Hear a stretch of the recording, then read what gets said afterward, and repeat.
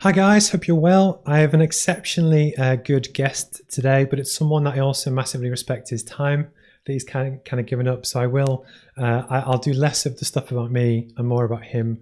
I will jump straight into the interview, and then it's someone that I see as being at the complete kind of top of their game. They almost epitify almost a lot of the things that people aim to do in terms of podcasting and YouTube and entrepreneurship and inspiring young people. And he's someone that I discovered back in October when we met at an event. But we'll go into that in a second. And I think it's someone that's definitely kind of really good to meet. So Craig, would you like to say hello to everyone? Hello, everyone. Nice to be here. Thanks for having me, Steve. No problem. No, thank you. I genuinely appreciate it. We met at Durham University Business School. I think it was the 27th of October because I checked my phone because we had a selfie. And you spoke to the MBA students about how, I guess about Google, but you gave such a good, impassioned talk that as well as your incredible taste in t-shirts, you also loved trainers, sneakers, which I'd noticed at the time as well. And Craig has a YouTube channel and a podcast, and he does all this really kind of cool stuff. And then when I started my own entrepreneurial journey in the gym at 6 a.m., I used to catch up on Craig's podcasts.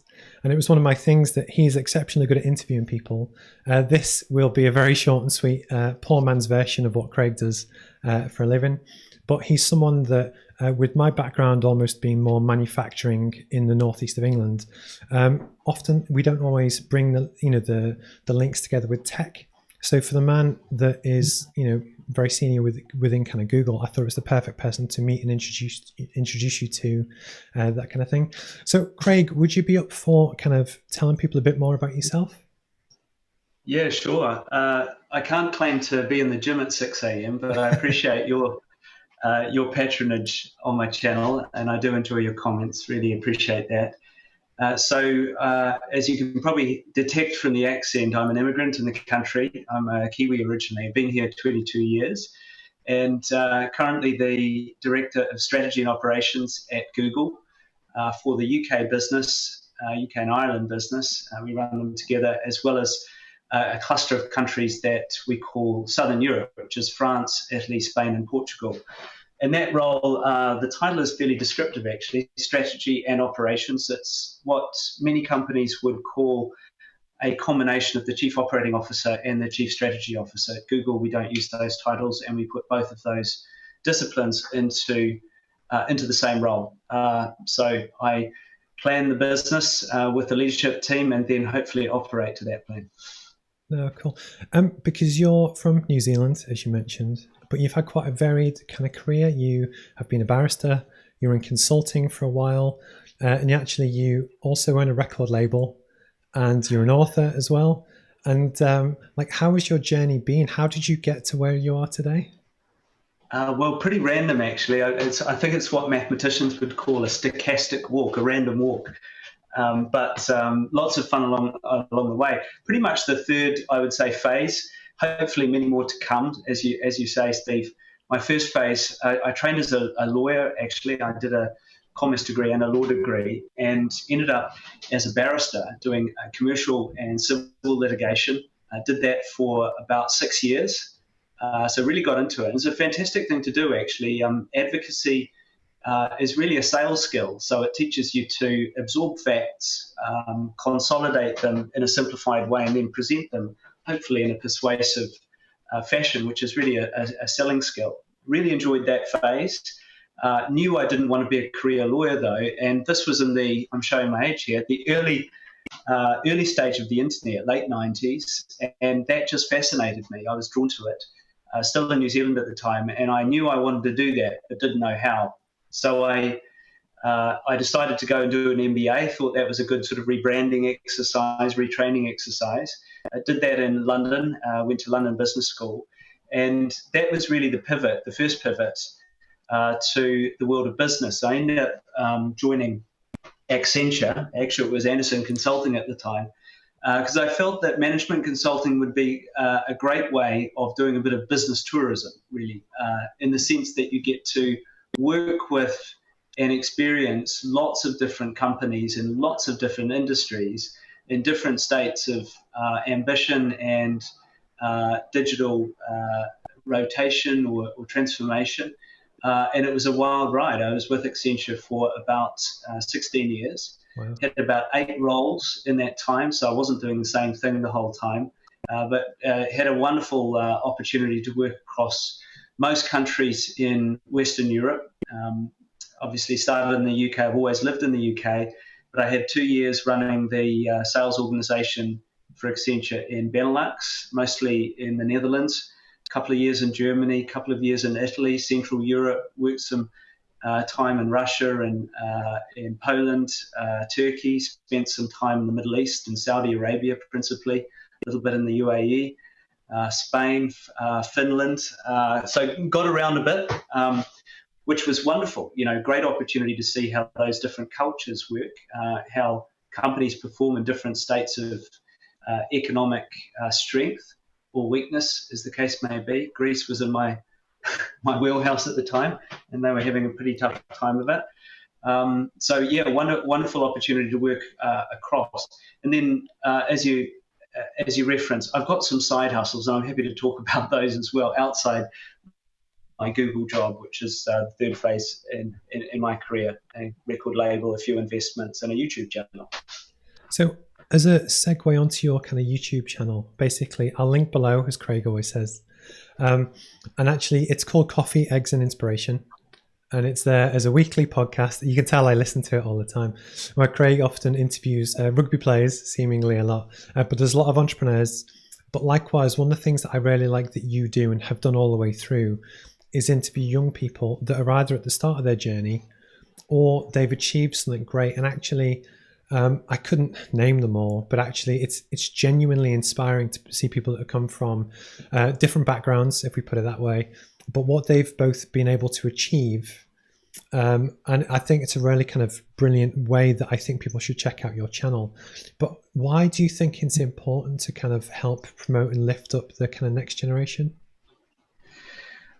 Well, I think they lift us as well. I spend a lot of time with young entrepreneurs and young leaders from different facets, business or social causes, and I draw strength from them, I draw energy from them, and I draw inspiration from them. And that continues to be the case. If you're born, if you're Generation Z or later, a millennial, and born digital, you just have a different life experience. And I think, isn't life wonderful, right? We get to mix these days virtually, but hopefully physically again, with all sorts of people who have different narratives and different life experiences. And I think you can learn a lot from everyone, and particularly from young people. And I met a lot of young entrepreneurs, people who have, Brandon Ralph, for example, started his first business when he was, I think, either 11 or 13, I forget which. He built a Minecraft-based business, which he subsequently exited from, and I think he's on to about his 7th business now. Ben Towers, another young entrepreneur, teenage entrepreneur, who's gone on to do subsequent things, many different things. Maria Idrissi, who's the Britain's first hijab-wearing model, not an entrepreneur, but an interesting and inspiring social leader, as well as her fashion interests. So, from all of these people, I think there's something that we can learn. Certainly, something that I learn, and much more to come, I hope. No, I must admit, it's when I think there was one lady that said that she had a troubled upbringing. She was always very good at school. Certain things happened in her life, and she found a support group, and she goes on to talk about her journey. And it's the kind of thing that, for me, it helps both keep you grounded, but actually it is different sources of inspiration from different areas that I genuinely I recommend that people kind of check out Craig's podcast and that kind of thing. It is very good. And then the other thing, which I think is also equally impressive, is that you run it all from your Pixel phone. Is that correct? Yes, and you can probably tell that in the quality of the production. I think the young woman that you were referring to is Fisa Cantor. And yeah, Fisa I came across at a a charity event, and she spoke of her experience. She had a tragic incident where her brother was killed, and she lost it. Right, she ended up out on the streets, and this is a high performing. She was a fantastic student, A student. On the face of it, everything going for her, and just the wheels came off. And she talks really frankly about the journey that she went through, the strength that she drew from the support network that she discovered, and I think just a wonderful example of absolute bravery in a very different very different way. So Feza Cantor, yeah, check her out. Um, the I think the lesson in all of this is that there's inspiration in everything, and there are many ordinary people doing extraordinary things. So. And the thing that I watched from your interview, I think it was earlier this week or maybe last week, is that you also have professional sports people that they're still normal people. Does that make sense? And it's when you actually get to hear more about their story and the challenges and that kind of thing. I genuinely, I really enjoy it. I think it's really good. Thanks. You did mention the Pixel phone. I've got my Pixel phone. That's the actual. This is my broadcast studio just here, and I took that choice deliberately because I find myself doing keynotes in front of audiences frequently and talking to businesses about digital and the things that are available. And I think, the thing about technology platforms is that they are a wonderfully democratizing force. If you have a smartphone and an idea, you can start a channel. You can reach a global audience and become a creator. And I wanted to prove that to myself so that I could say it with credibility. So, and you can start a micro multinational business, by the way. No, I agree. Because one thing, very empowering thing. I was going to say, one thing that we've joked about in the past is that I went the other way for my home studio. So I can count about 5 screens, about 7 lights. And it was just to, but this is more because this is my hobby. I actually enjoy doing this. But I think it's very good to actually be able to inspire people that you don't need all the kit. You don't need to go over the top. But actually, kind of based on this, the first time we met, it was, you mentioned the Kenyan athlete that learned to throw the javelin on YouTube. And I don't want to tell the whole story, but is that something you want to touch on? Because what it does, it just exemplifies what technology has done and what it allows people to do. Yeah, sure. I do have tremendous FOMO, by the way. Look at that lovely green hue in the background. You've obviously got some superb mood lighting, and you've got a wonderful microphone. Anything for you, Craig. That's it.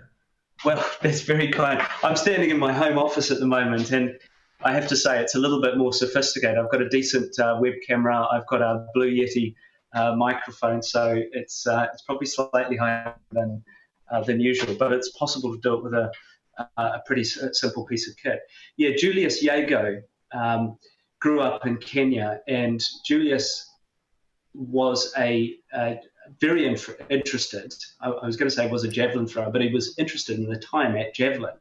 And of course, if you're from Kenya and you're interested in javelin, there's not a whole lot of infrastructure or people who can train you in that. Kenya is known for long distance running from an athletics point of view. So Julius went down to the dusty internet cafe down the road and got online, and he watched YouTube, many videos of YouTube, people training to throw javelin, talking about the technique of throwing javelin. And he did this over and over again. He became known actually in his local village as Mr. YouTube. And he eventually became the world champion at javelin throwing. He represented Kenya in the Rio Olympics, I think it was, and really rose to the top of his game. And he learned all of that just by watching YouTube. And we see more modern, that's a wonderfully colourful example, right?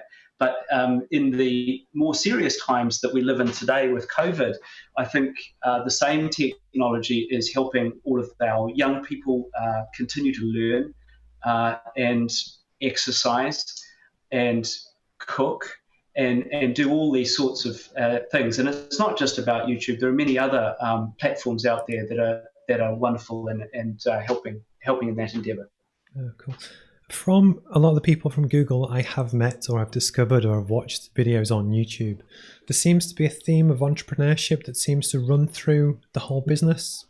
Is that a trait that you guys kind of look for? And almost what do you think creativity gives people in terms of like a career skill? Yeah, I think it is. So most people who leave Google will leave Google to start their own business or to join a startup. And that gives you a sort of flavour of the types of people who come in. I think we have a special way of interviewing people. We look for various different traits, and one of them is known internally as googliness, a very ethereal term, but it represents a sense of playfulness, adventure, resilience, character. And depth, and it can show itself in many different ways. They may be an athlete. They may have climbed mountains. They may have worked in a charitable cause or had their own businesses. But I think that the common thread that runs through all of this is that we look for people who are self-starters, who have a sense of hijinks and curiosity, and aren't afraid to take risks to explore that. So it's no surprise that many end up in businesses after Google, and in many cases, myself included, starting businesses while at Google, just as side hustles, something that we fully encourage, so long as it's consistent with the business that we're in. So related to your side hustle, you recently you have a record label. And I've enjoyed your is it your first music video or not yours? You're not the artist, but your first single as well. Would you like to talk about almost why you started the record label and what that kind of means to you as a person? Yeah, I think it would be the world's least successful record label if I were the artist, for sure. But yeah, happy to. Yeah, I sort of fell forward into music. The record label is bigcommunityrecords.com. Check it out. Steve will link it below. I will link below. And the artist is a young man called Quasi Cort, Kwazicort. And Quasi and I started working together in a mentoring relationship. He was helping me understand what it was like to grow up in tough circumstances in the ends of London, in a situation of urban poverty. And I was helping him as best I could think through his ambitions from a creativity point of view. You mentioned creativity earlier. This is creativity with a capital C. So he's a rapper, and like many rappers in the urban world, he uses the medium to tell a story, and it's a heavily autobiographical story about the experience of growing up in London. So we were working together for some time, and he was teaching me and I was teaching him, and I just grew increasingly impressed with Quasi as a man. He had come from tough circumstances, had a bit of a wake-up call in his mind, and that sort of gave him the energy that he needed to pursue music in a clean way. I could also sense that he was a little frustrated. It's a tough game. There's 40,000 tracks uploaded to Spotify every day, so even if you're very, very talented, it's very hard to get noticed, and sometimes you need a bit of help to do that. So I sort of had a conversation, I guess, with myself, having helped him. We were thinking at the time of doing a Kickstarter campaign. The thing with Kickstarter is, you set yourself a budget and you either get it, it's one or none. You get it and you get the money and hopefully pursue the project, or you get, even if you get 95% of the money, you get nothing. So I'm an angel investor. I do invest in small businesses. I invest in technology businesses. And I challenge myself, right? When I put my money where my mouth is and invest in this guy. So I literally Googled how to start a record label because I didn't know. And I found this wonderful company called Ditto. They're Liverpool-based, wonderful company. And they had this thing called Record Label in a Box. Who would have thought? I'll have one of them. So I got one of them and set up Big Community Records Limited. They helped me with the incorporation of the company, provided me with a stack of standard contracts, helped register the label with all of the royalties agencies. And I signed Quasi. And we're now working on an EP, which is a short album. This one will have 8 tracks. It's called Blood on the English Carpet. And we're in the process of releasing it now. The first 2 singles are out. The first one was Please Don't Boast, featuring LD67, who's well known in the drill scene. And the second, just out, is Trapstar 2. Third single is coming out in July, called Trill Ferry. And then the remainder of the tracks will come shortly thereafter. And we've been having, on this journey together, Quasi and I, and a big team actually that we've surrounded him with, all of which have one thing in common. This is a record label, yes, it's for profit, yes, but it's a social purpose vehicle. And our mission is to work with talented, creative people from lower socioeconomic backgrounds and give them their first stage to shine. And that's what I'm hoping to do with Quasi. Please support it. No, I respect it. But it's almost work, because obviously Liverpool's my hometown. But I was raised by my mum as a single parent family as well. So I resonate with a lot of the stories, just because, okay, I'm 37 now, but I get it in a way that it's, I think it's part of the reason why I like to kind of do this. So related to some of the more kind of googly stuff, when you presented at Durham University Business School, I think it was the actual day, or it was the day the press release came out. It was all to do with quantum computing. Yeah. And I could tell a story, but you could tell it much better. But then it's almost the doors that this could unlock. So I'm sure there's been some developments in the past 9 months. But almost, how would you like to describe almost Google's approach to quantum computing and what it now opens up? Well, let's start with decoding it. It's quantum computing. What is it? So traditional computing essentially is ones and zeros done really quickly, right? Everything that we're doing, the Zoom application that we're on at the moment, is just ones and zeros processed fast, turned into an application. And there's a thing called Moore's law. So there's a fellow called Moore who predicted back in the 60s that the processing power would double and the cost of that processing would halve every year. And that has been the case, ever since. That's an exponential curve. That curve, however, is starting to flatten. We've reached such a state of advancement and miniaturization and processing power that we're approaching the boundaries of physics in terms of heat and in terms of miniaturization.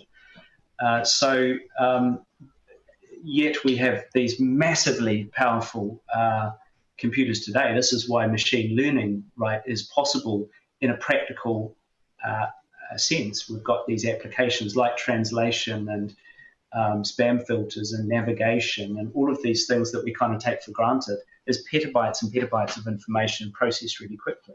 So traditional computing's very helpful. However, that curve is flattening. Quantum computing then takes the next step. It goes below the physical or around the physical barriers and takes advantage of a quantum principle called superposition. And superposition is a quantum state where a particle can be, I'll use the computing term, a 1, a 0, or some sort of combination. And it turns out if you have those possibilities and start putting these quantum units called qubits together, again, you exponentially expand processing power. So Google, as well as many other teams around the world, both private and academic institutions and government, have been working on this thing called quantum computing. It's really hard to do. It needs to be contained in a super cooled cylinder. And it's a very sort of brittle state that you need to achieve in order to make it work. And we had a bit of a breakthrough with our quantum team, I think it was October last year, where we had a little quantum computer with not so many qubits. I can't remember. I think it was 56, maybe. I can't remember exactly. Qubits, which did a mathematical calculation in 200 seconds that would have taken the most powerful supercomputer available today, using the traditional 1 and 0 thing, 10,000 years. So 200 seconds versus 10,000 years gives you a sense of the scale of progression there. I mean, this was a controlled environment experiment with a difficult sort of cryptography mathematical equation. So it's not quite at that stage where it can be applied with practical force. But as a proof of concept. But we're on that track, right? And what that means in real terms, right? This is not just about engineering; it's about the so what. Is that we can start to do things like model climate, which is natural processes which are incredibly complex, and develop much better battery technology, and conquer some of the imponderables of medicine. Work on really hard diseases and problems like Alzheimer's. So, big things ahead, I think, and lots of positive applications for quantum computing. No, I completely agree. And because I'm a mechanical engineer myself, almost it could even open up things like fusion energy. It's the ability to control things very, very quick. That actually, you can almost imagine a whole new step forward in terms of science, technology, and that kind of thing, which is just leaps, probably similar to what they were in the 1960s, but just again, which I think is quite fascinating. Related to this, almost one of the questions I wanted to ask is that people often associate Google with tech and often say London-based tech. And my background, so I was born in the north of England, still live in the north of England, and work for very hands-on engineering type companies, if that makes sense.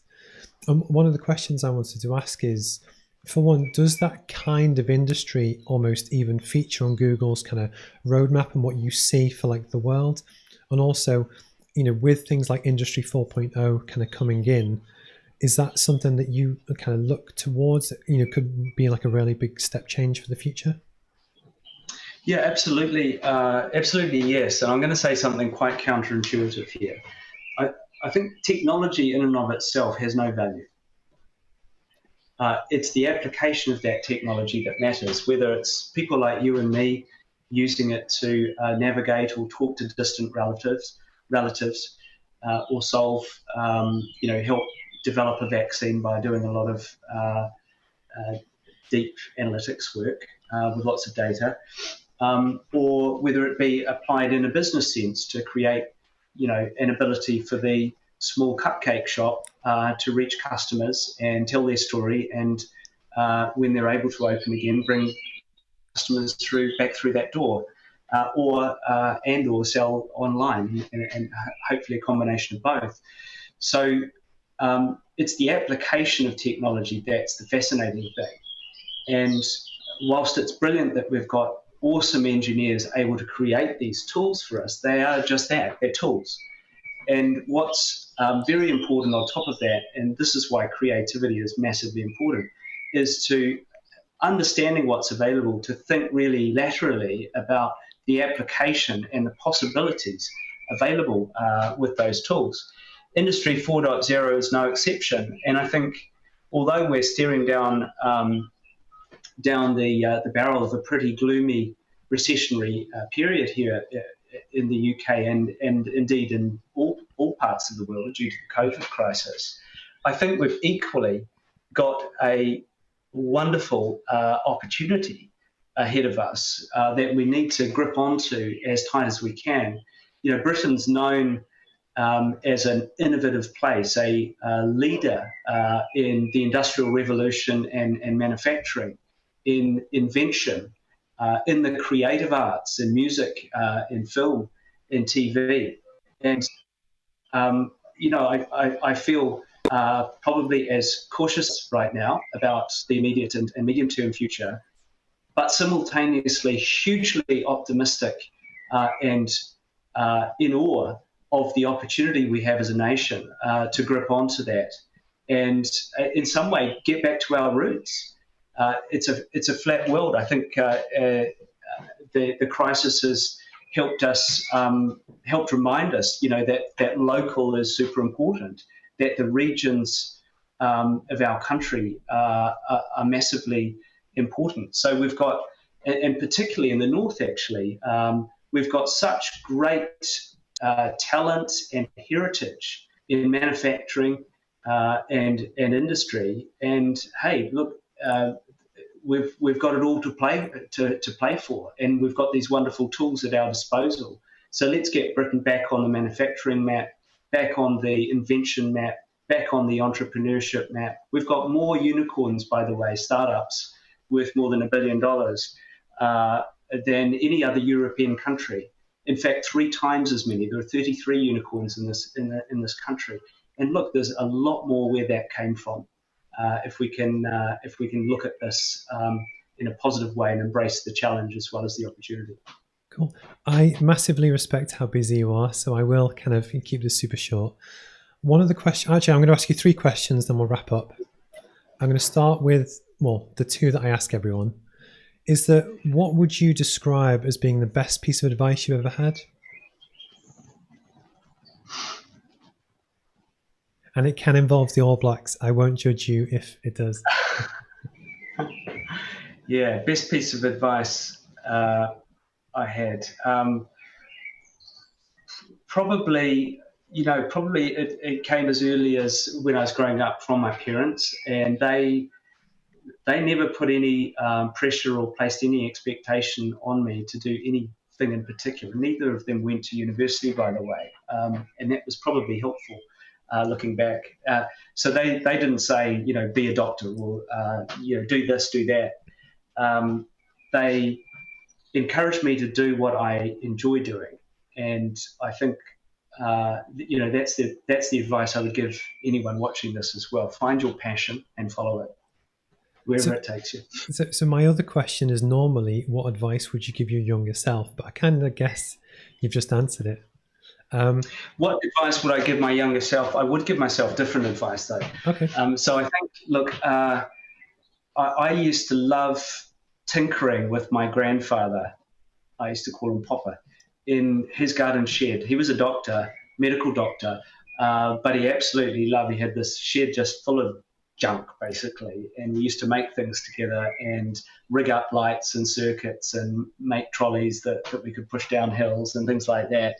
And I always had a fascination with electronic circuitry and that sort of thing. I tried to make robots and all that sort of stuff. And I probably missed in myself a real sort of interest and eagerness around engineering. Okay. I ended up doing commerce and law, and I probably should have followed your path, Steve, and done engineering. So yeah, but I did engineering and then went into commerce and law. So it's... Well, isn't it interesting? You can go all sorts of routes. But the advice to my younger self is sort of look more carefully inside yourself. I think it's a good one. For me, it was I was born in 83 and The Goonies had just come out, if you remember that film. And one of the characters used to tinker things and make them in the garage. And I used to go into our garage as a kid and try and make the same catapults and different things. So I think I always knew I wanted to make stuff. And actually for me, it's now to do problem solving, which is what I kind of really enjoy. And hence where the strategy element comes from, that I like to learn from you and lots of different people just to kind of, help solve problems, I guess. So as we kind of wrap up, is there anything you would like to plug or talk about or mention? The floor is yours. Oh, that's really kind. Yeah, I mean, I'll leave you with one thought and a very gentle plug. One thought is, look, we're going through a pretty extreme and interesting period at the moment. Think local. Think about how you can support the local high street, the local businesses around you, and how you can help others who are perhaps in a less fortunate position than you. I think there's a opportunity to come as a society, club together and pull through this in a positive way, and hopefully some of the good habits that we developed during this period will remain. Look, if you're interested in urban music and supporting a young artist who's making his start, please check out Quasi Court. The links to his YouTube channel I can provide Steve to I have include in them. this. I have them. You have them. Thank you. Cool. Well, no, I appreciate how busy you are. I did ask you before the call, I recognize it's one of the skills that know your audience, but then the amount of value you're able to give is massively kind of appreciated. I think I've really enjoyed all of your content, but also learning the stories of your guests. That likewise, when someone's going through their own entrepreneurial journey, be that a record label or a non-profit or whatever it is, it always helps to learn from other people, and you do that on a weekly basis, which I kind of get value from. But there will also be a lot of people that we don't interact with that will still resonate with some of your different guests from different parts of the world. So keep doing what you're doing. I definitely will keep enjoying it. I genuinely appreciate your time today. I know how busy you are. I actually am a big fan of Google regardless. I use a lot of your stuff. I learned how to live stream on YouTube when lockdown started, so this is all new to me. And thank you. Yeah, thank you for your time. My pleasure, Steve. Thanks for having me. All right, cheers, Craig. Thanks.